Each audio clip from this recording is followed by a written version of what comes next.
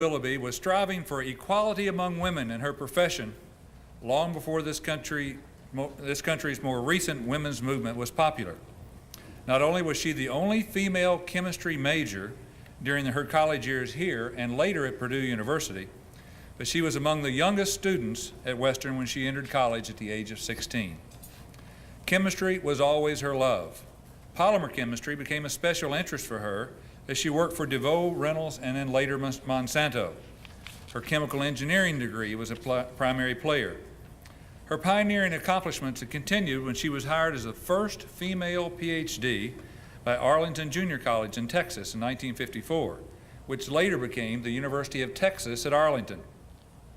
She also developed the first polymer chemistry course there and was a leading faculty member in her department until her retirement 30 years later. Now, like most teachers, Dr. Willoughby remembers her years in the classroom as being a tough but fair college professor. And after talking to one University of Texas at Arlington alumnus years later, who purposely avoided her class, she discovered that tough tag was a more popular characterization than she may have admitted during her active years. She was a good professor. Margaret Claypool Willoughby. Teaching was not something she thought she'd ever make a career of when she entered Western at the age of 16. But Margaret Claypool Willoughby certainly became more than just a teacher during her nearly 30 years as part of the college classroom.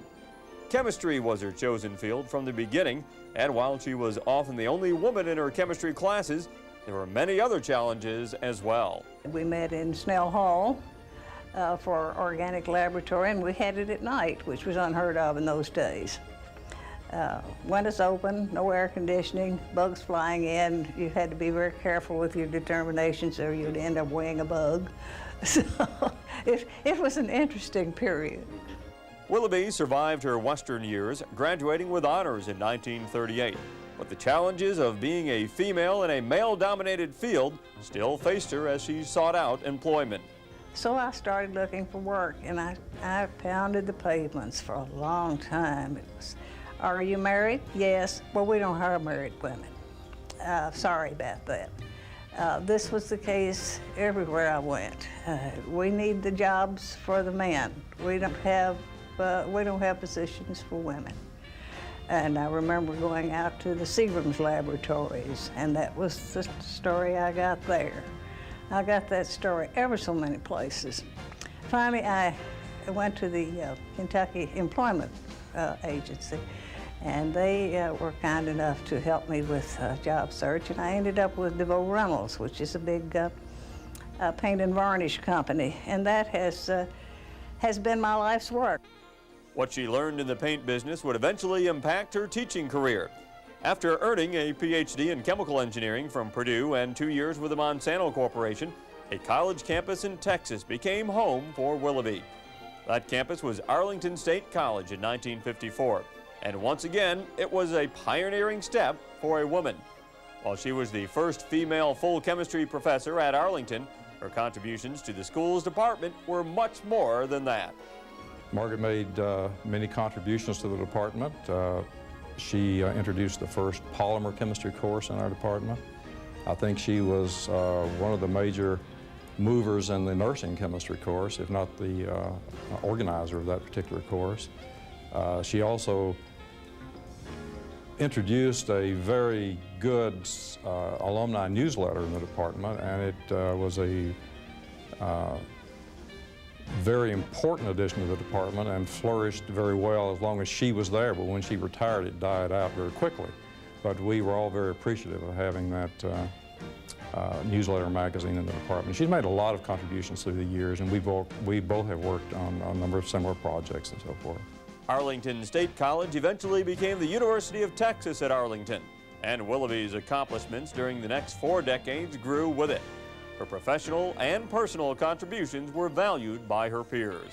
And so it was quite a feather in our cap, and hers as one of the leaders in Sigma Xi to achieve chapter status. And that was no small accomplishment. And she was one of those who, by her professionalism and dedication to her science and to research, that brought this about. And So I know her as a person who has the right standards and characteristics and dedication in her profession, and which brought credit to the university. Willoughby's achievements have been many, but some of her most gratifying have come from a profession she never thought she'd be in, teaching. One of the things that I tried to do, in addition to the usual subject matter of polymer chemistry, was to get these young people to stand on their feet and give a report. This is something they never had to do before. I tried to give them an industrial slant, how to write a resume, and some of the things of that sort that I thought would stand them in good stead. So in addition to the chemistry that they got, they also got a course in public speaking, which although many of them hated, they found to be very useful in later years. A pioneer in her field, who taught her students much more than just chemistry in the classroom. 1994 Western Hall of Distinguished Alumni member, Dr. Margaret Claypool Willoughby. Members of the Alumni Association and other friends, I acknowledge with thanks your recognition of me tonight, with a special thanks to my friend and nominator, Judge John Palmore. To be honored by one's peers is the sweetest success of a lifetime, and it's one that will be remembered and savored for many years to come. In preparing for this visit to Bowling Green, I was filled with nostalgia. I can't tell you all of the things that ran through my mind, but there are many of them, some funny, some tragic, that I'd like to share with you for just a minute. As some of you know, I was born in Bowling Green, and I grew up here. And when I entered Western, it was probably the darkest financial time in Western's history. Work had halted on the Kentucky building. It was just a shell standing there, Dr. Cherry's vision. But at that time, it was just standing there empty. From a newspaper clipping that I had, Dr. Cherry took a cut in salary at that time from $6,000 per year to $5,000 per year. Seems unreasonable, doesn't it? In my sophomore year, having declared a major in chemistry, I was required to take a course in quantitative analytical analysis. There was no space for that laboratory, and so they set us up in the basement of the uncompleted Kentucky building.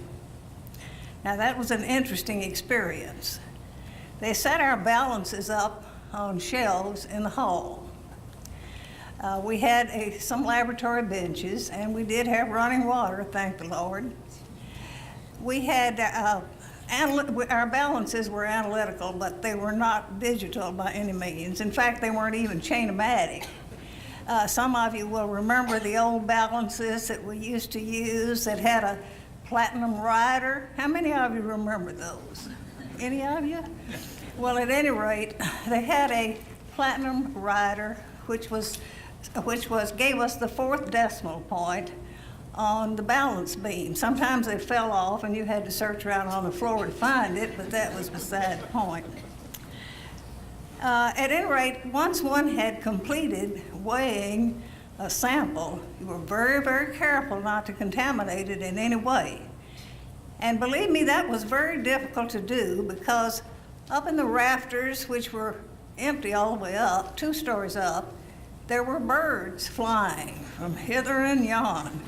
And believe me, we had some choice words for those birds many times.